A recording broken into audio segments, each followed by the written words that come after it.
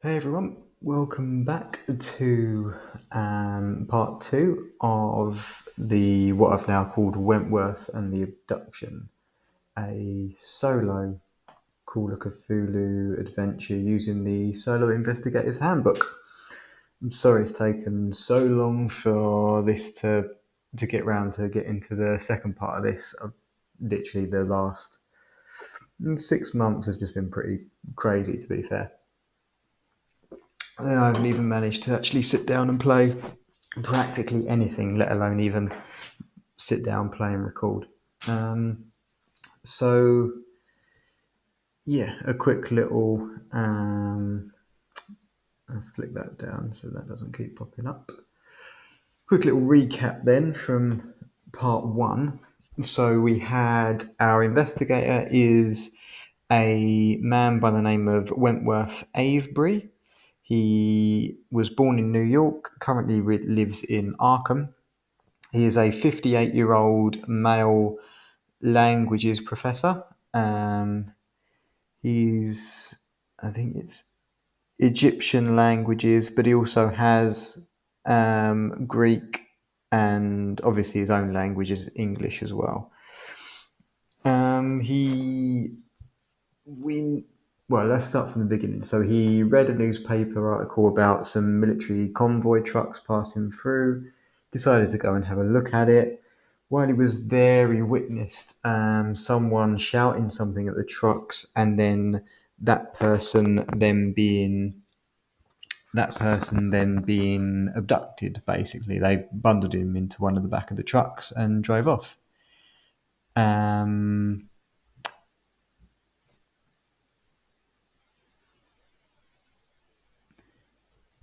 and then he went to the park, contemplated a little bit of what was going on, realized he found an empty liquor bottle laying down on the ground, and then he realized it was of a Greek brand that he remembered from his days stationed out in Greece during the First World War. Then he remembers seeing the person who was shouting at the trucks with that same branded bottle. That intrigued him.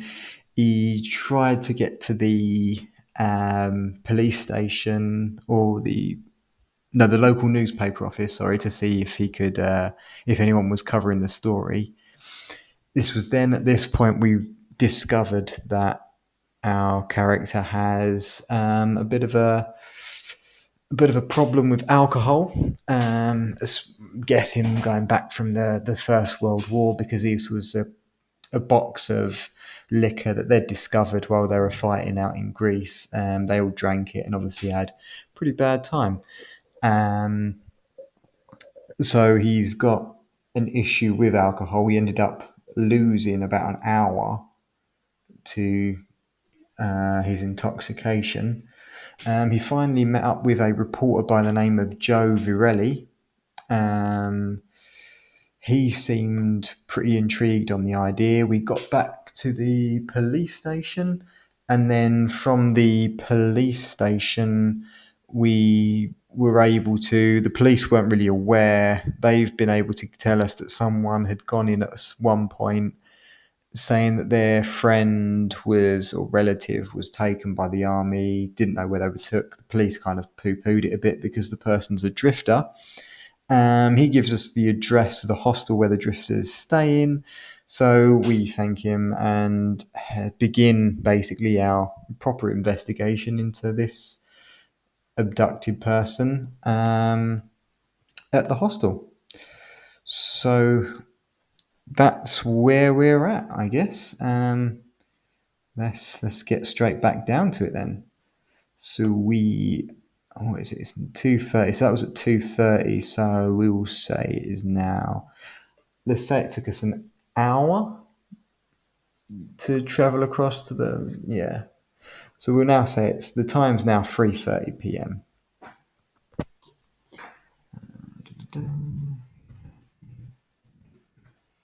So new journal entry means that we go to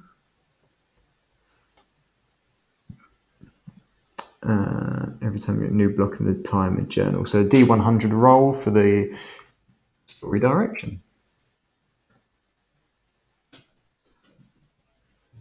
And we roll a 72. Danger.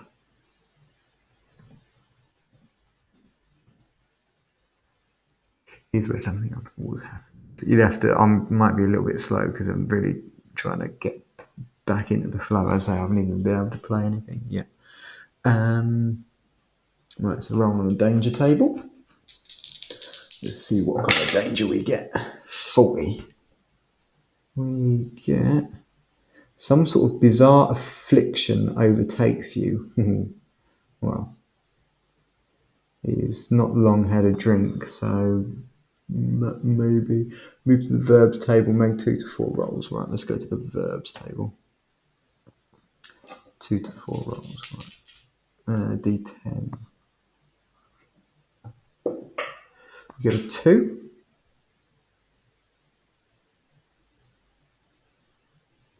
So 0 to 99. That is 90.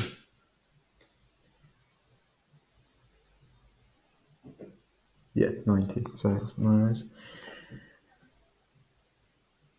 90. So we've got carve. Alright. So carve.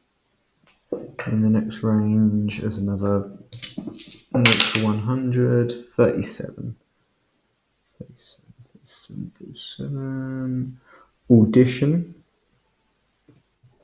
I think I've got an idea already, to be fair. Sorry about that. We're back. So, yeah, I had an idea with this. So, carve an audition. I don't think I'm going to roll any more. I tell you what, I'll roll one more, but I've already got something in mind. Anyway, let's see. 2, 7, 9. That is 22. Approach. A little bit more of a background. So I'm going to go along the lines of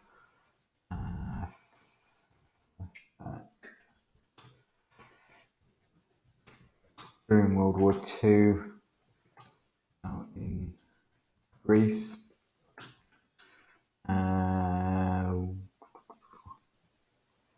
Wentworth was approached by a different platoon.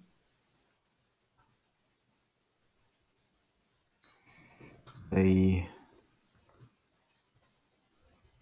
wanted to initiate him into a secret group who would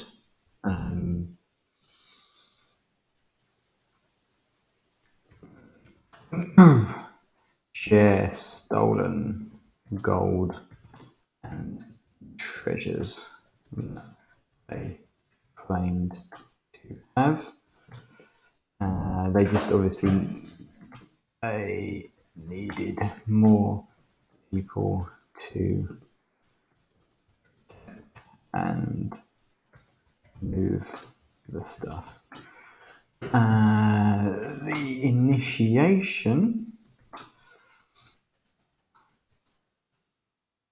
needed or required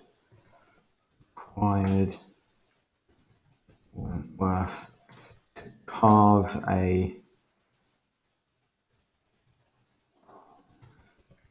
a strange symbol into his, should we say, leg.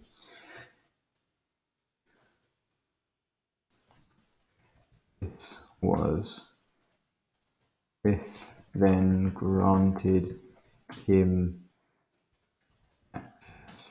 to the group.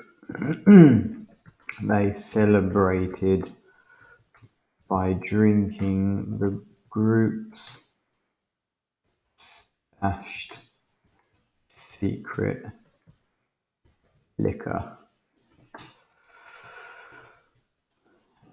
This was within the bottles remembered from earlier. Okay. So during World War II, they're out fighting. A platoon that he didn't know came up to him, asked if he wanted to join a secret group because they had lots of treasures that they'd stolen from the combat. They needed more people to join the group. He had to carve a strange symbol on his leg and then celebrate by drinking the strange secret liquor. Obviously, things didn't go too well. Got himself an alcohol problem. We don't really know the rest yet, but I'm sure that will probably creep up as we go along. So where did we forget what it was that we were even after?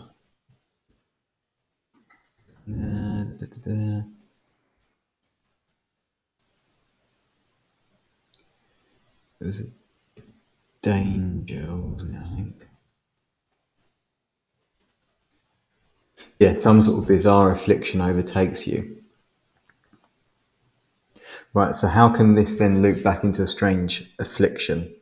It can be the... yes, that's it. So now, day.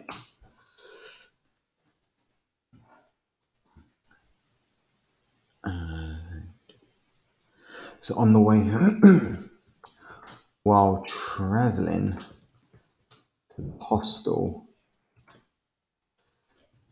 Wentworth's leg begins to bleed. His old scar wound is opening up and begins to burn and ooze blood and pus.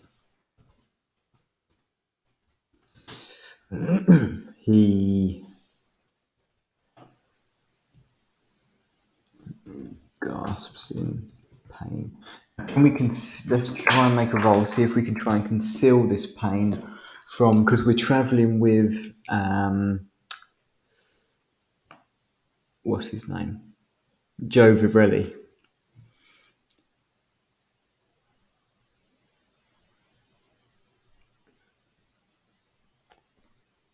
Yeah, so we're travelling with Joe.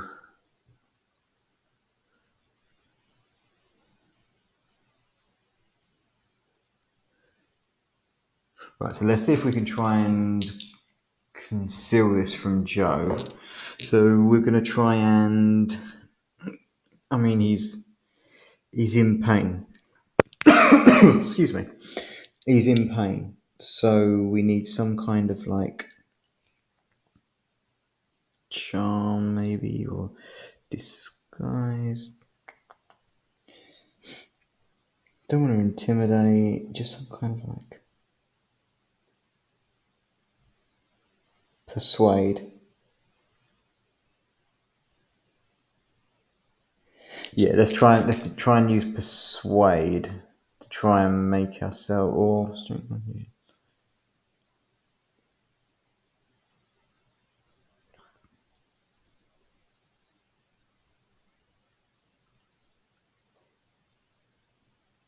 yeah, let's try and persuade that, you know, we're fine, we can carry on. This is just something, you know, that we don't need. Ooh, 0-3. So my persuade was 60, so I passed that. Gosh, in pain. Joe asks, "What's the matter?" Uh, Swayed. Success.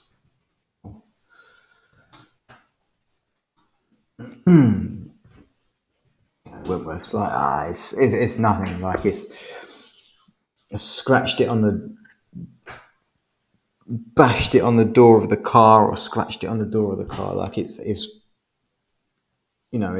just a little cut. Will be fine. Um,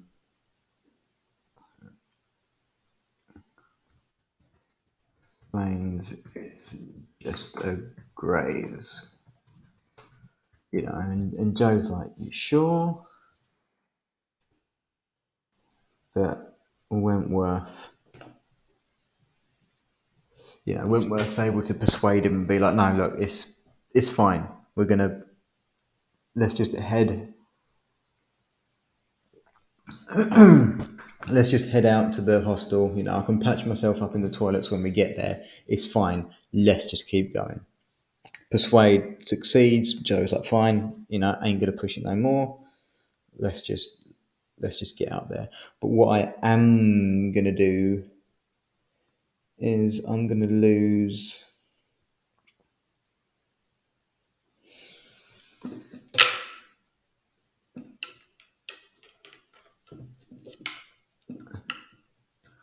I'm going to lose D3 hit points, I think. So my current hit points are 11. So I'm going to lose D3 hit points just to kind of you know, this isn't nothing. This is actually something that could be a little bit serious for him. So he loses 1 hit point.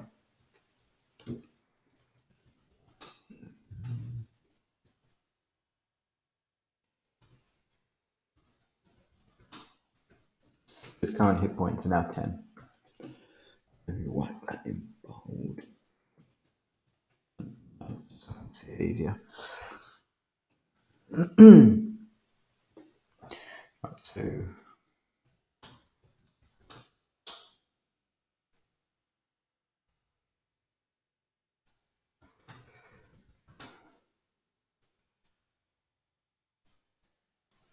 so we arrive at the hostel. So I try and patch it up, like.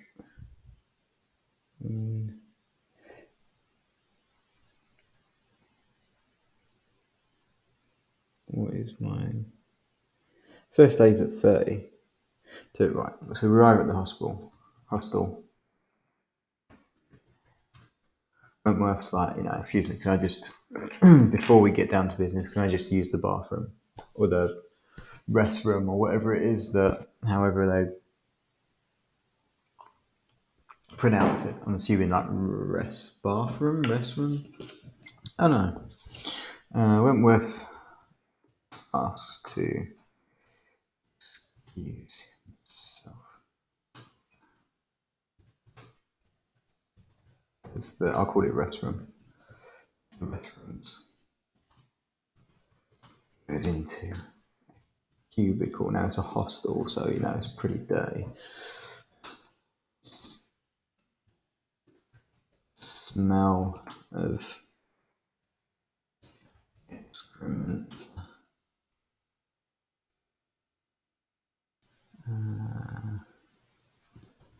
Feeds into slight feeling of paranoia surrounding his wound.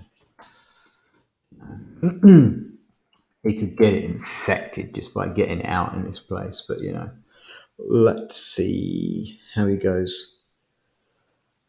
So first aid is 30. I do a standard roll. Oh, 36 fouls. Good.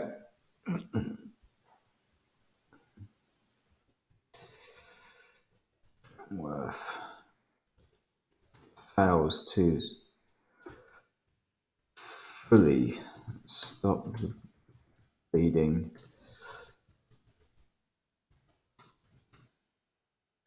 but manages to wrap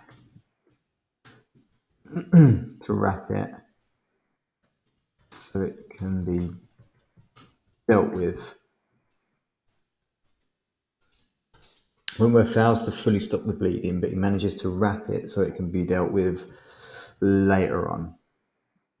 So it's like, it's not obvious that he's bleeding now, but this is still going to need some kind of attention. Let me see. Let's do a D6 hours. How many hours until we lose another hit point? 1. Beautiful. Okay, so attention needed in 1 hour. We really failed to stop the bleeding on this. We're going to lose another hit point in an hour's time. So this could turn out to be quite tricky.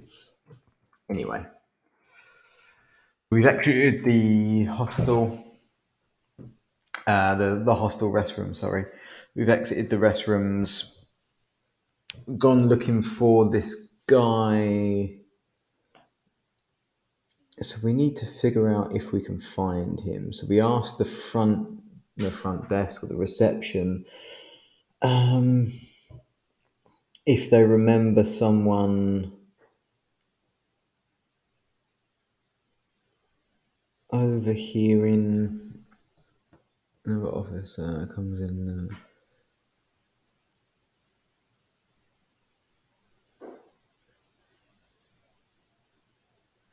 So we ask if someone's made the hostel aware that they were claiming that their friend or relative was taken by the army, doesn't know where they are, and then did they then so it's like, look, we're looking for this guy. We've come from the police station. He entered the police station earlier on today, claiming his friend or relative was abducted by the army. Like, this is quite a extravagant, quite an extravagant accusation to make. Like, so we're pretty sure he's probably been shouting his mouth off, around the hostel as well before he's gone to the police station. Like, surely, because you kind of would, you'd think, maybe, especially being, the police dismissed him as being some sort of drunkard or something. So maybe he actually was drunk. So that might give us a little bit of help. So we are. So I think it's going to have to be another persuasion roll, Or not really fast talk. Charm? No.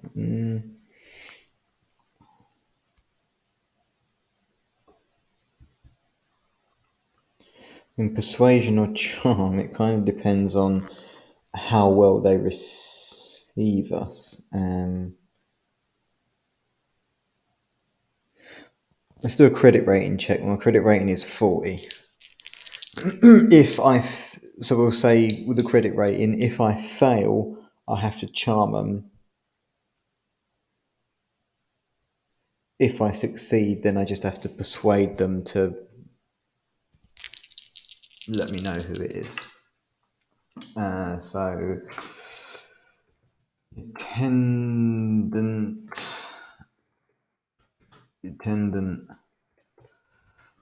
eyes us up and down after hearing our reason for being there. He's probably thinking, are these people raving lunatics who need to be locked up, or are these people legitimately looking for someone? So let's do a credit rating, 40%, to see what we get. 72, well and truly failed.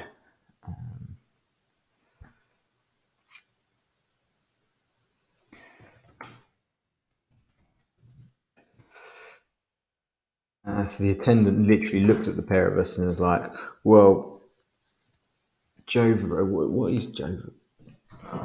What page? Joe Varelli, where would he come from? Manchester Madness book, page 45. I can't really remember what he was now, what he looked like. Joe Varelli, he's a reporter, 28. He's a tall, attractive and lanky man in his late 20s. Mixed Italian and African American heritage. Right, so, this is what year? Didn't really list the year. Random 1920s America, mixed race, Italian American, let's be honest, is not going to have a decent credit rating, is he, in the 1920s? Or at least he's not going to be received well. And then there's me with a flipping makeshift bandage on my leg that's bleeding out pus and blood. So he's literally looking at us like, you two either need a room here or you need a room, in the police station. So I need to try and charm him and be like, look, I'm a languages professor. I'm well aware of what I may not look like in my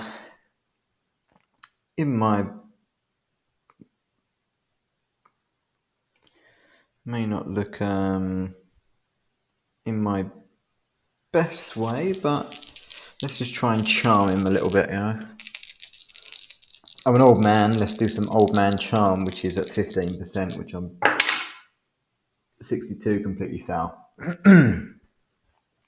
The attendant has none of it. Failed credit rating and failed charm.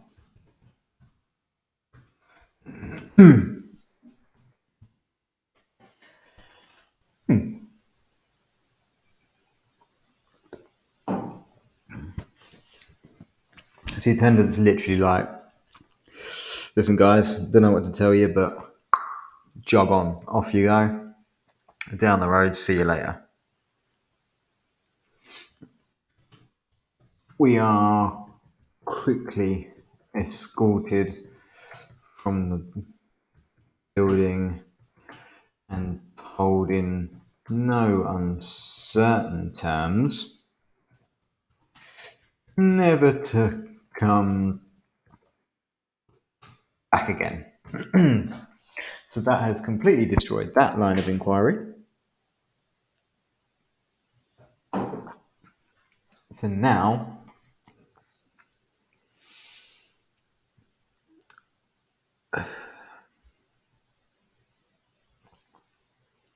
what was the other ideal that we had? So I went to the newspaper place, that had nothing.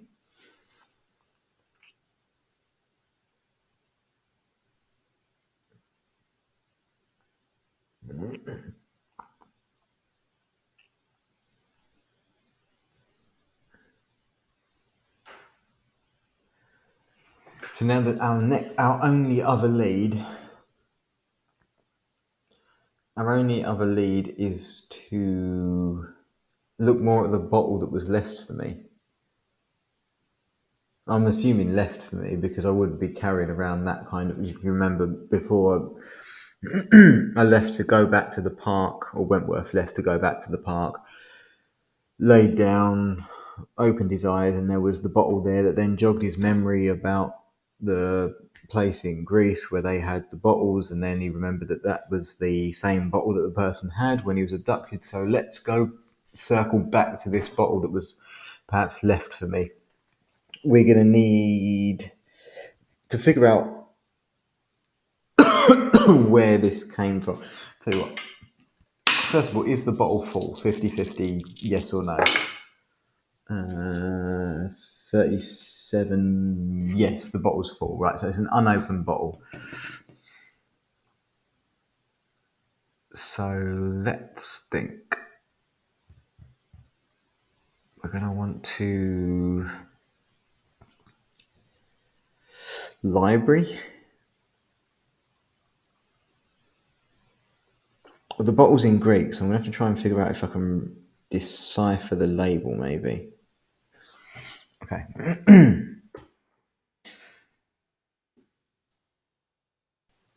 So let's say that all took of what?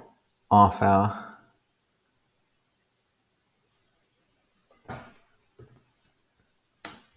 4 p.m.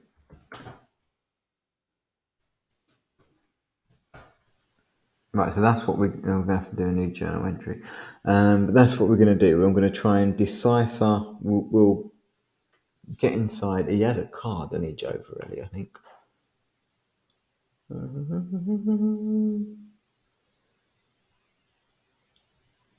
Yeah, sleeping in the car. So I'm assuming it's Joe's car. That's what we're going to say. It's Joe's car. Good old Joe Varelli. So we get inside his car, and that's what I'm going to do. I'm going to try and decipher, produce the bottle, and we'll try and figure out what the label says on the bottle. It's obviously going to be in Greek. And then we'll probably try and maybe go to the library or something to try and figure out if we can track down where this bottle's from, if there's any others of it, or we could take it to an. Oh, be more actually, yeah, more likely if we take it to like a antiques shop or something. That'll probably be more likely. But anyway, before we do that, we have to do the super fun things of story direction. See what wonders await us. 69. Danger again. Fantastic.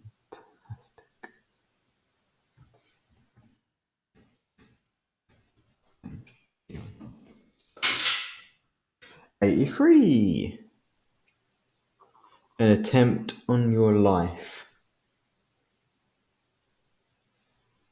This is going to be fun.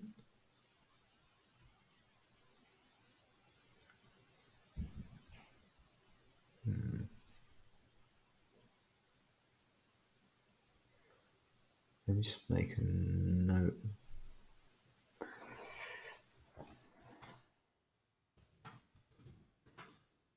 Note of that so I don't forget it. Let's go to the verbs table.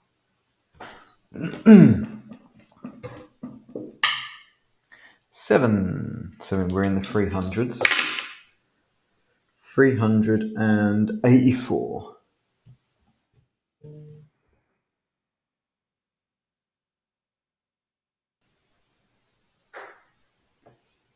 Pry.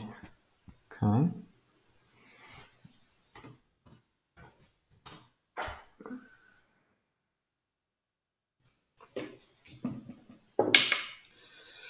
One, so that's in the 100s. 100s. No. One's not in the 100s, is it? It's just straight away. No, that's 76. Blunder. But that pretty much describes exactly what we've done. We've tried to pry into this person who went to the police station. We've blundered it because, we completely failed to figure anything out. So basically, it's just describing everything that we've done so far, which is helpful. 6, so we're in the 200s. 243.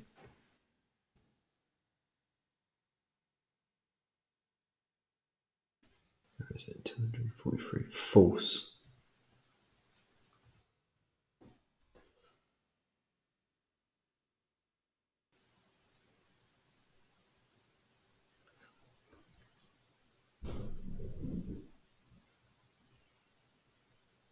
Pry, blunder, false. Okay.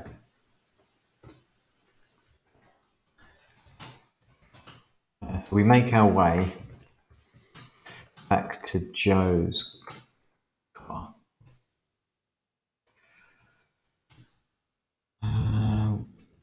With the intention of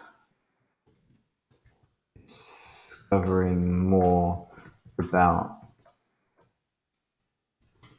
the old bottle. So we get in there. He's got fairly standard sized car. We both get in the back. we're not planning on driving anywhere yet. Mm. So we both get in the back, and we start to look at this bottle. So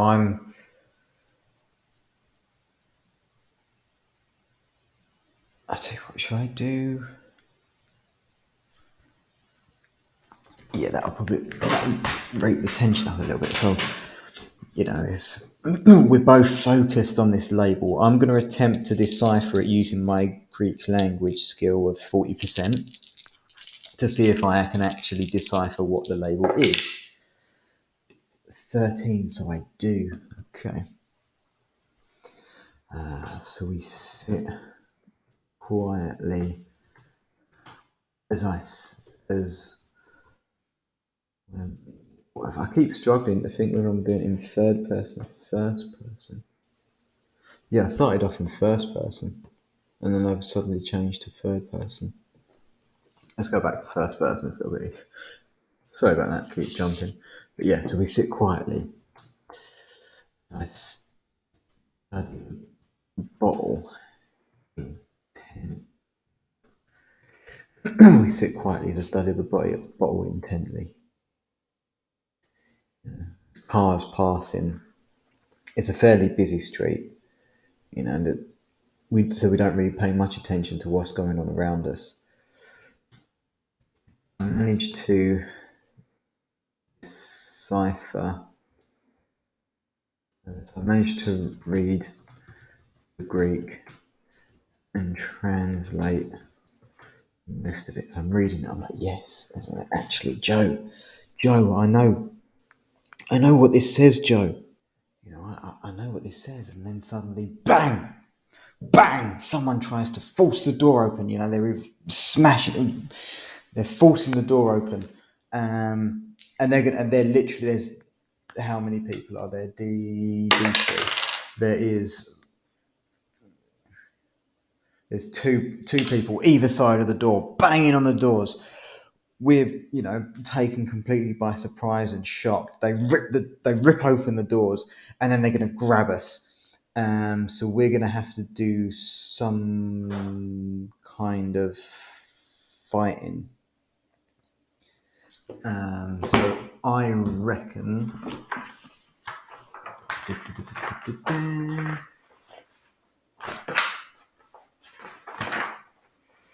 Close combat.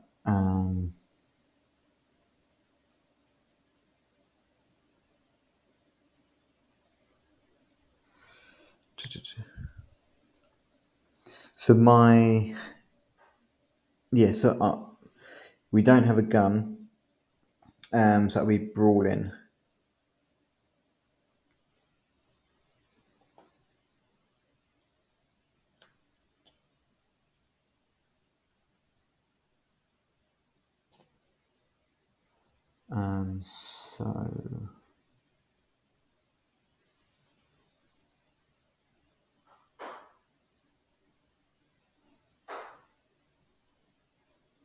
Sorry, I just have to read this for 2 seconds.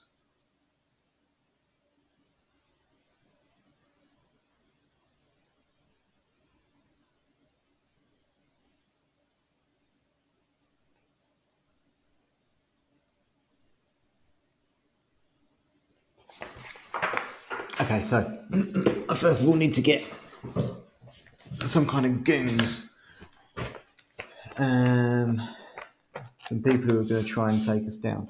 So let's roll on the Mansions of Madness book and try and get some random characters. So we'll do. So we're in the 100 and let's get a random page. 133. And then let's see who is around. Closest to 133. Characters. Here we are. Non-player characters. Oh, straight away a thug and a career criminal.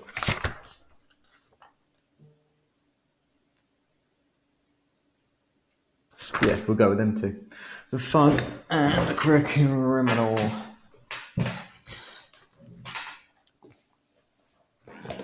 So in dexterity order,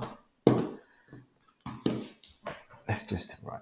So we've got thug, dex of 65.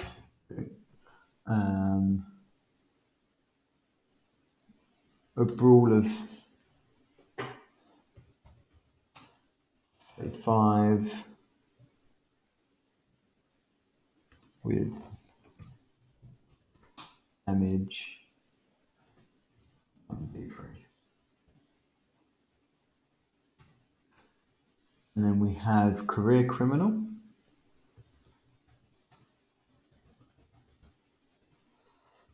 Dex of 40.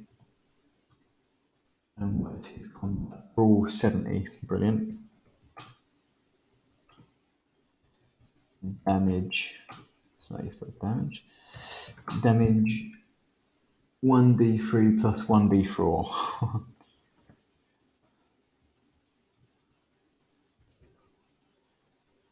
And then Joe.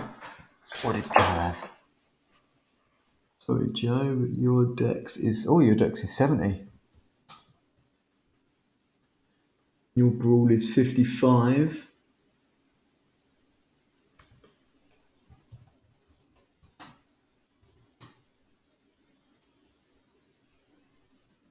With damage of 1d3 and 1d4.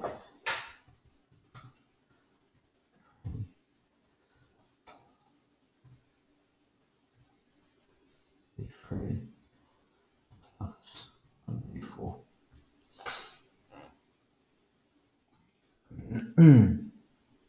And then good old 58-year-old Wentworth has a dex of 40.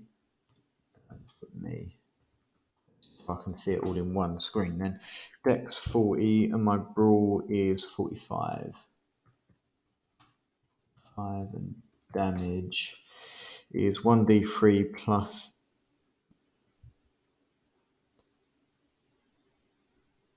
db or something.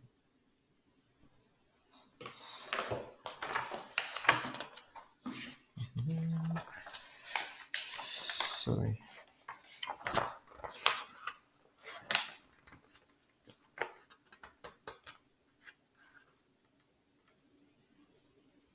Damage bonus. So what is my damage bonus? None. Right. So 1d3 then. Damage of 1 d3. Okay. So in dexterity, right, so they've ripped open the doors, they're grabbing us, combat begins. They ain't playing around.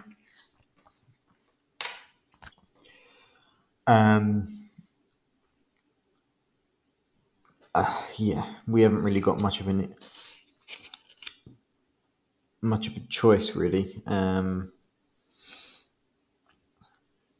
mean, I've got to react pretty quickly. Right, who would go first in dexterity order? So it'd be the thug. The curriculum was at 40. Oh no, so it's Joey first. Joe, then the thug, then either me or the career criminal.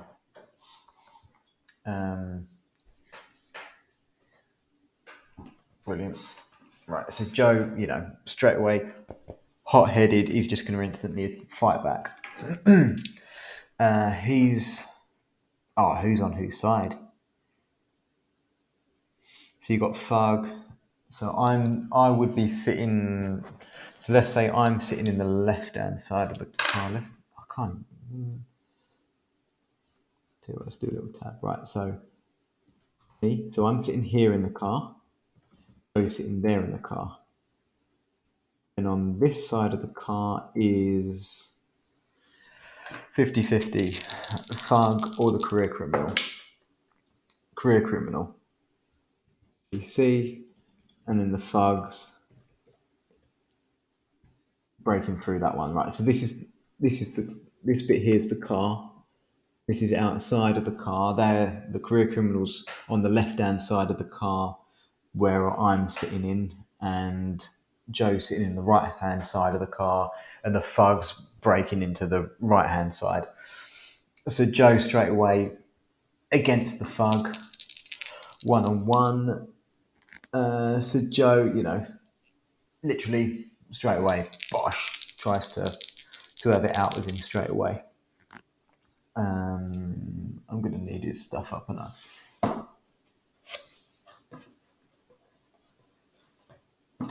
I need to put 139.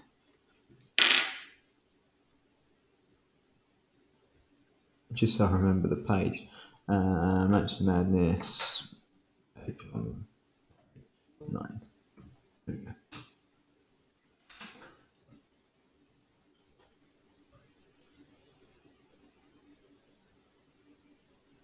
Right, the fuck's getting me.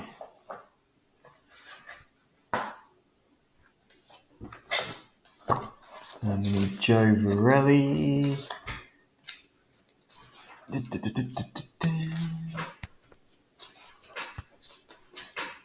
Where's his stats gone? There we are. Joe Varelli. So he's doing a brawl of 55,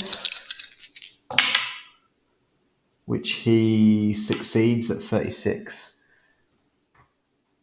Right, so we'll go, right, so Joe lunges forward in an attempt to fight back before they can grab us. Go, Joe, go.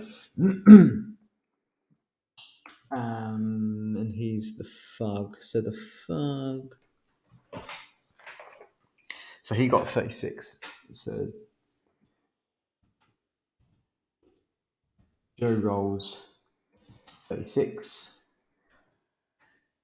And the thug.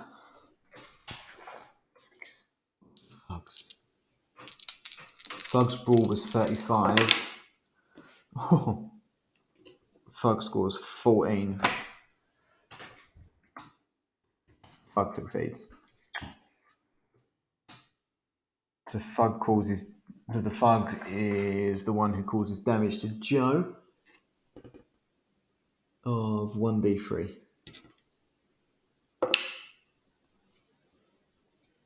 That's 2.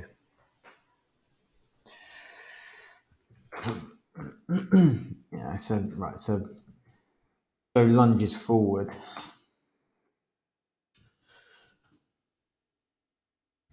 The thug literally instantly, he's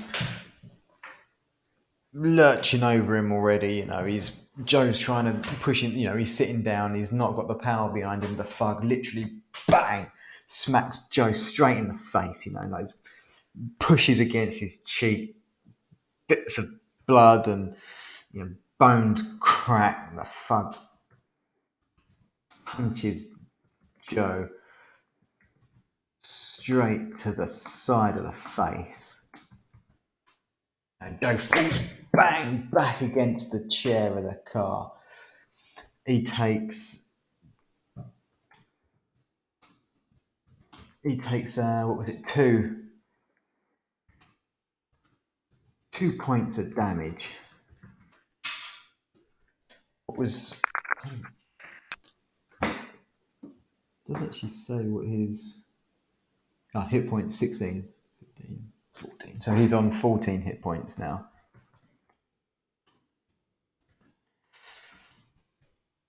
Right, so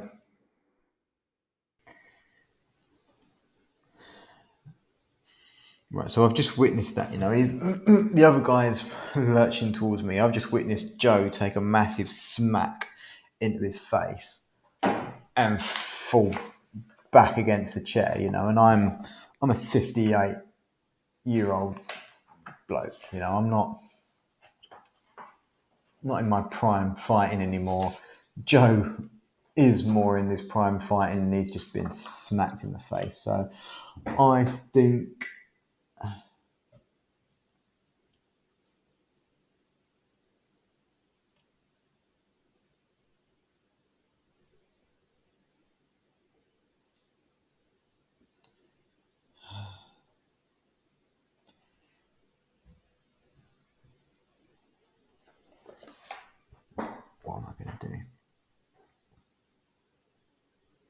What's my dodge?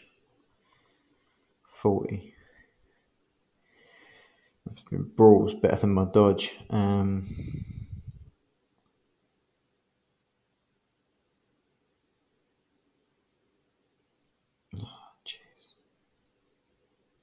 Then I've got the bottle, haven't I?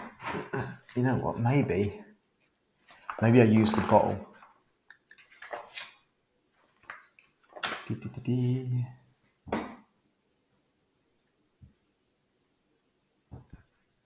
Yeah, I'll tell you what. I'll twist the bottle round. I'll class it as a small club, so that'll do 1d6 of damage. So I'll twist I'll grab the neck of the bottle and try and smash this geezer in the head with this bottle, just to try and, do a bit of extra damage and get away. So would that be? It'd still be brawl, would it not? Because it's only a.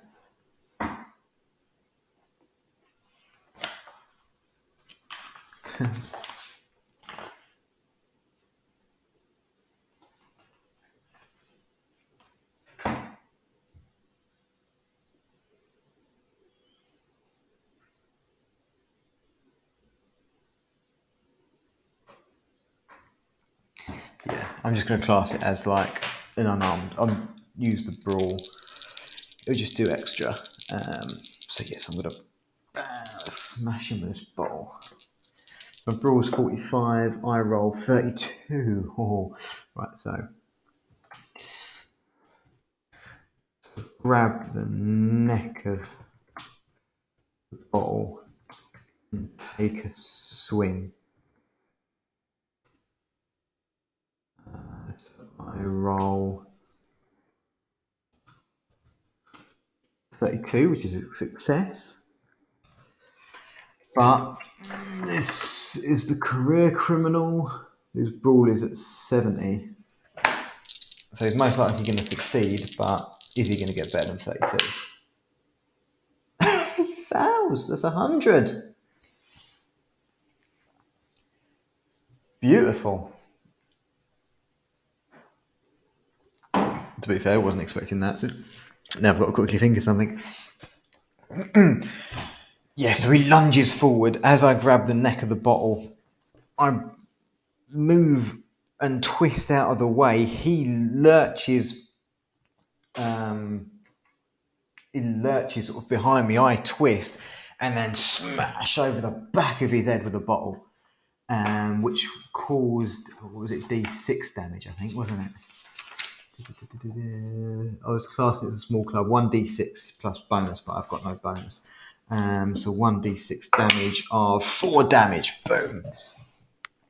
So I twist and smash. But actually, no, I twist and smack the back of his head, causing 4 hit points damage. Crack right against there, but I break the bottle. Just straight 50-50. God knows if I break the bottle, God knows how thick the glass is. Yes or no, 50-50. So under 50, yes. Over 50, no. 72, no, I don't break the bottle.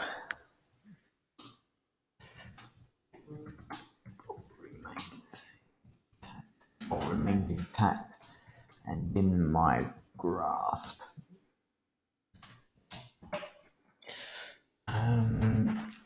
I reckon, a smacking over the back of the head with a bottle could cause some kind of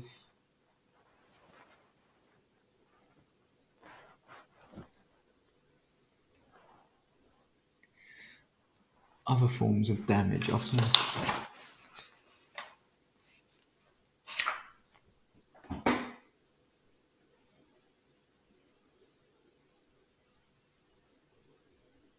No.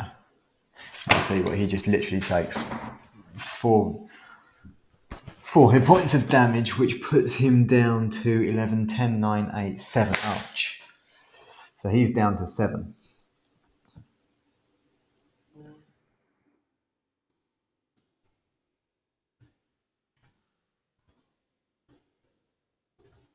Seven remain. I'd say it's a successful round of combat.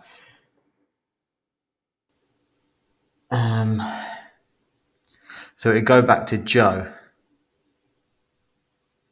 Joe's messed up, to be fair. But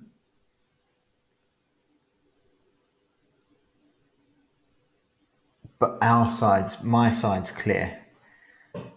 So it's Joe's turn anyway. So he's been smacked in the face.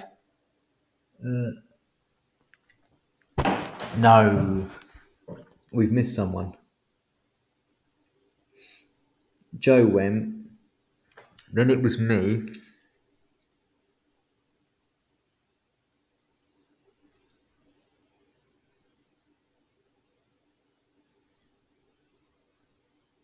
It should have been the thug. Okay, so the thug goes again. So yes, it should have been Joe, then the thug, then me, then the career criminal. Whereas I just did Joe and then me. Right, so let's just mess that up a little bit. Right, so it's the thug's turn. So the thug's just going to smack straight into Joe again. You know, there's no two ways about it. So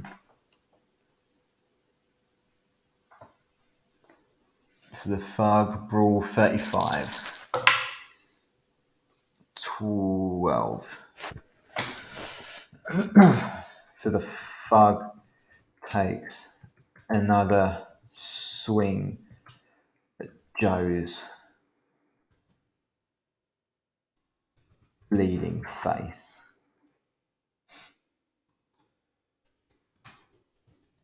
Rolls 12.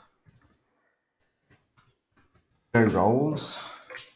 Sorry, Joe, but I don't think this is going to run too well for you. 78. So Joe completely fails. Right, so again, bang, that thug's going to land 1d3 damage again. So 1. So the thug is not as... The thug lands another punch on Joe's face. Not as powerful, not as forceful as before.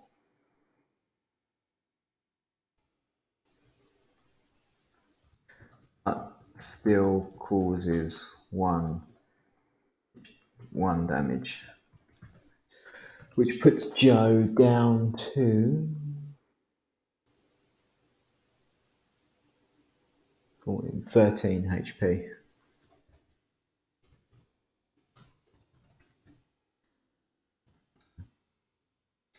Right, now it's the career criminal. You know what? He's taken a massive blow to the back of the head. I mean, I feel like he's got to do some kind of skill test to even stand up, or is he, you know...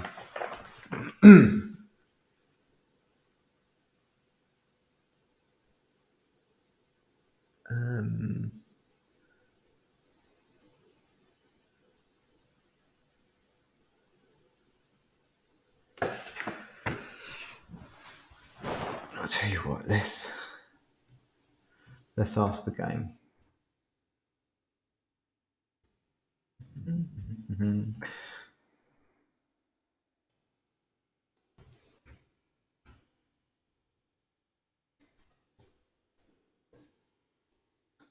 But is he able to even fight back at this point? I don't know whether I'm doing this wrong or whether if he takes damage he's not allowed to fight back. Funny enough, I've not really done much combat in Call of Cthulhu.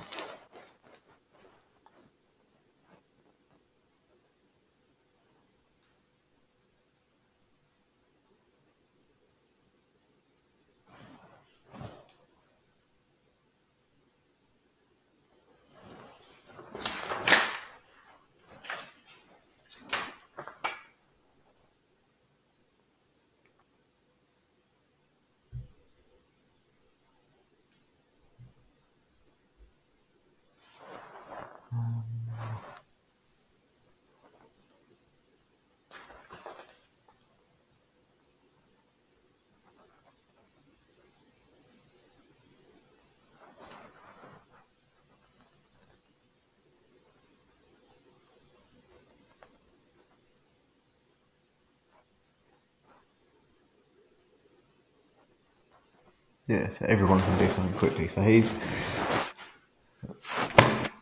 but there's a chance that he is down this. I'll tell you what. I'll give it a highly likely that he's literally stumbled. He's face down in the seat of the car. So I'll give it a plus 40 modifier. Right. So is my attacker immobilized for this round? So highly likely plus 40. And I roll 57, 70, 80. So that's a 97. So yeah, he's immobile. Right. So the career criminal, he's eating leather. His face is smacked down in there. So he just roughly stumbles to his feet. Right, so he stumbles to his feet, and we've got about approached the hour mark. I don't really want to do these any longer than an hour, really, because I think that I just get far too long for each episode. So I think I'm gonna leave it on a bit of a cliffhanger there. He's staggered to his feet. He's not going to attack because he's just stumbling around. So that then puts the ball back into Joe's court and then mine, and we'll decide what. I think I'm going to probably try to get the hell out of this situation now. I've landed one lucky blow onto him, stumbled him a bit. Let's just try and leg it as far as my 58-year-old legs can handle. But yeah, I'll thank you for listening and for watching, and I'll see you in the next episode for part 3. Hope you enjoy this one, and hope you continue to enjoy these.